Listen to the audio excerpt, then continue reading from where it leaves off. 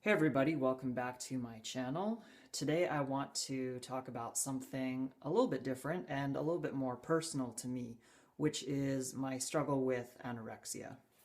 So, before I get into it, I think there's a lot of misconceptions and false ideas out there about what anorexia actually is. So I wanted to just take a moment and talk about that. So, uh, anorexia is typically associated with a drastic loss in food consumption and resulting in a drastic loss of body weight. But it doesn't necessarily always, it's not necessarily always that. I think there is typically like a physical component and a mental, emotional component to anorexia. At least that was the case for me. And, so the physical component is what, we might see on the outside of like drastic weight loss and very low food consumption and a lot of times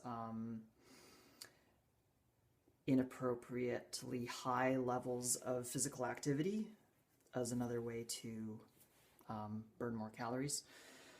And then the mental, emotional aspect is like all the stuff that goes on inside, like the constant self-talk, the just all the beliefs that that people with anorexia have to deal with about food, about themselves and their bodies, and about what is realistic and what is not realistic in terms of food consumption and exercise and all that stuff. So, I first started having issues with food at the age of 13. Before that, I had a very, I would say, normal appetite growing up and normal, healthy relationship with food as a child. And my issues with food started at the age of 13, first year of high school. I think in general it's a pretty difficult time because, you're kind of transitioning from childhood to adolescence. So I think it's a typical age where a lot of kids start having struggles with in some form or another. And for me, it was with food. The event that really triggered it for me was a school trip, a 1 week school trip that I went on to the province of Quebec, which is in eastern Canada. I live on the west coast of Canada, so if you're not familiar with Canada, it's like, traveling from, it's like a 5 hour flight, so it was a pretty considerable distance from home for me, and it was the first time I had been away from home and away from my family for more than like a night. I was really excited about this trip. I really wanted to go, but I was still very young and very naive. And to be honest, like I'm not sure if I was really ready for that trip. Even though it was only a week, I experienced panic.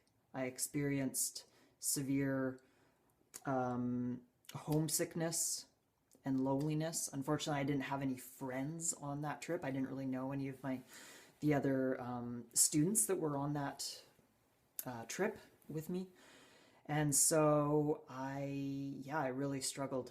And also it was the first time that I had to, go out and find food for myself. And that was, so I was trying to do that in a foreign city, in a foreign place.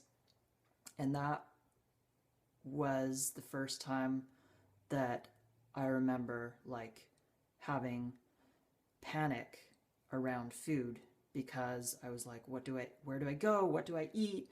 I don't know what to eat. Like, I can't find anything that I want, that I feel comfortable eating. and like the paying for it and stuff, I don't know, it was just like it was all just a really high intensity experience for me. So as far as I can remember, that was basically the initial trigger. And once I came back home, it slowly started developing into something quite a bit more serious, where I gradually, you know, I still, even after I came back, I still had these feelings of like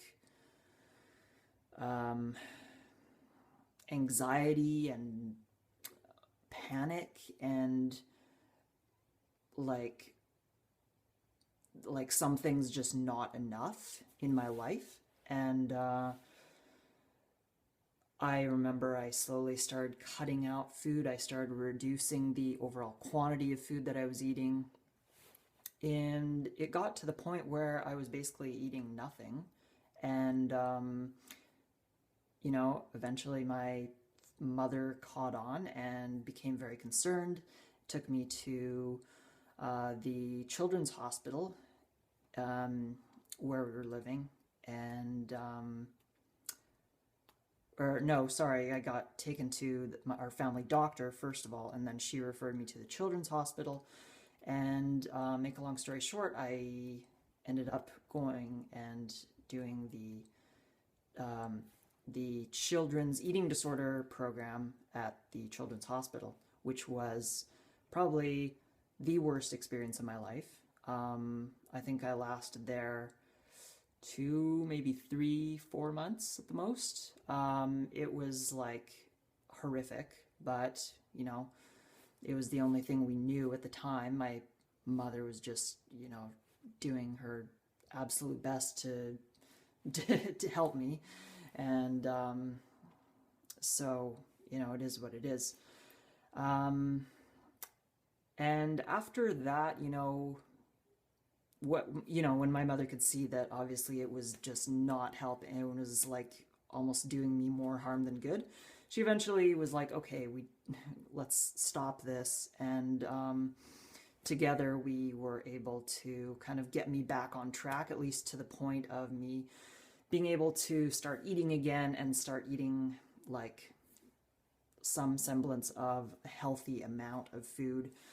But for the rest of high school, I continued to struggle, and I continued to, I had to just leave food to my mother, who prepared all my meals, and that was the only way I was able to kind of maintain my health and maintain my weight, and kind of have some basically be able to survive. But I did continue to struggle a lot with anxiety and depression for most of high school, which I think in general is pretty common. Fast forward to university, to the age of 17, I moved to Montreal, to the other side of the country, again, where I first was initially triggered by this whole thing. And I enrolled in a music program, a 4-year degree, bachelor's degree in music performance. And I really wanted to do it. Again, I was like super excited. I was, I felt like I was ready to like a fresh start in my life. I was 17, so I was really young to be moving away from home and living on my own in a strange city. But I was, I was really excited and looking forward to it. The experience taught me a lot about looking after myself, and it was a really good experience in many ways. But unfortunately, I did really well for the first 2 years, and I was able to really maintain my health and look after myself and eat healthy amounts of food. But by the time I got to my 3rd year, I was starting to really struggle, both with the education, the school, part of things, and that triggered me to start falling back into eating disorder patterns and behaviors, and start restricting my food quite a bit. It got really bad, and this is kind of the same time where the exercise abuse started to occur as well. I started going for incredibly long runs every day, and yeah, just doing a lot of physical activity in combination with barely eating, and it was not a good scenario.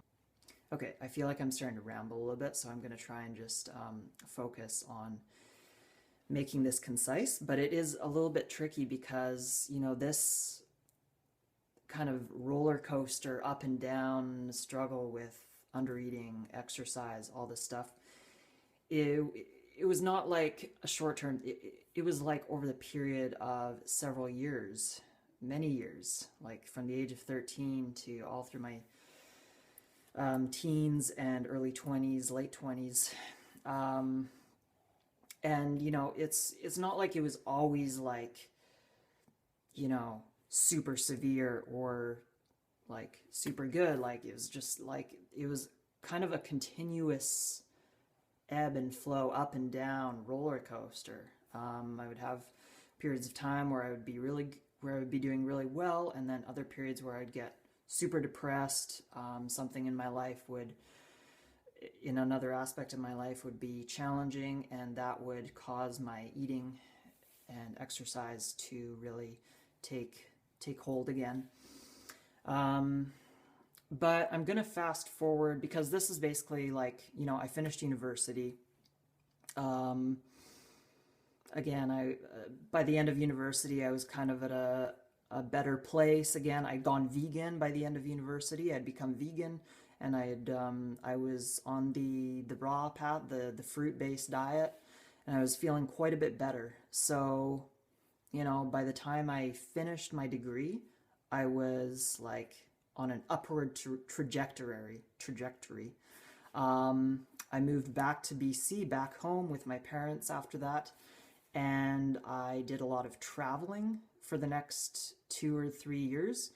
And unfortunately, the traveling, the stress of that, even though it was something, again, that I wanted to do, that I was passionate about, it brought back a lot of challenges and struggles with food and exercise. Pardon me. So, yeah, from, I guess, the age of 22 up to 26, that was a really challenging period. Fast forward to 2018. January of 2018, I was at probably my lowest low. Not as far as physical weight, but as far as like, I was at my lowest, probably, or one of my lowest points of, as far as depression, as far as like where I was in my life. My parents really wanted to help me, but didn't know what to do. I wanted to help myself, but I didn't know what to do. Somehow we found this program in the US that looked really promising. I'd considered going to some kind of treatment center for quite a while, but it just never seemed like it was something that was going to work, especially because I was vegan and committed to that, and that was something really important to me. But we found this program, this place, that looked really promising, and they, you know, we talked to them, and they said they honor my vegan diet. So we decided to give it a try. I flew out there with my parents. It was this program that was basically a week-long intensive program that taught you and your people that supporting you in your life how to work together to and make a plan, a personalized plan to combat this. So we went out there, me and my mom and my dad, and we had probably what was the most intense 7 days of my life, you know, because I had to radically acknowledge what I was doing and that it was not, you know, that I was basically killing myself. And I had to drastically change that in the period of 7 days. I had to go from excessive exercise to zero exercise. I had to go from eating very low levels of food to eating very high levels of food. And it taught me a lot, you know, it taught me a lot, and it was a really valuable experience in many ways. I feel like that for me was probably one of the biggest turning points in my journey towards, you know, overcoming this illness, because, you know, I learned so much about how to manage and how, you know, how to ask for help. I think that's huge. And, you know, so it's like, I have more tools now to be able to manage this illness, and instead of letting it take hold of me and run my life as it did before. So I'm very thankful for that experience. And although, you know, I can't say that I have fully recovered or that I don't struggle at all anymore, you know, and I don't even know this is something that could be like a continual journey for my whole life. I really don't know, and I'm not trying to put any expectations on it or on myself. But what I do want, and my kind of hope with making this video, is just to share my story, and also to share that, you know, there's a lot of people out there that say, you know, you in order to recover from something like anorexia and heal your relationship with food, you can't do it as a vegan, or you can't do it as a raw vegan. And I don't agree with that. I can't agree with that. I think that, you know, focusing on healing your body through eating healthy, nutrient-dense foods is, like, for me anyway, it's just helped me so much, and it's made such a big difference.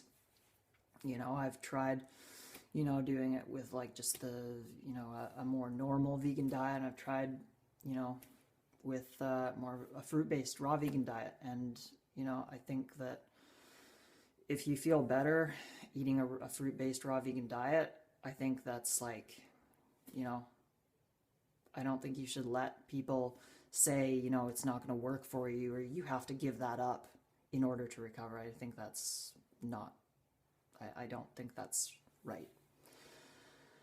So, yeah, I just really wanted to make this video to share my story. And, you know, if you're struggling with anorexia or something similar, can relate to any of this, just know that you're not alone, and that, you know, when you're ready, you can always reach out for help. And, you know, I can speak for myself. Like, I'm always like, it would bring me such huge joy to be able to help other people who are in the same position as I was, and to be able to help you. So if you're struggling, please reach out anytime, and just know that you're not alone, and that you can ask for help. So I hope you guys all enjoyed this video, and I hope you got something out of it, and I really appreciate you taking the time to watch. Thanks.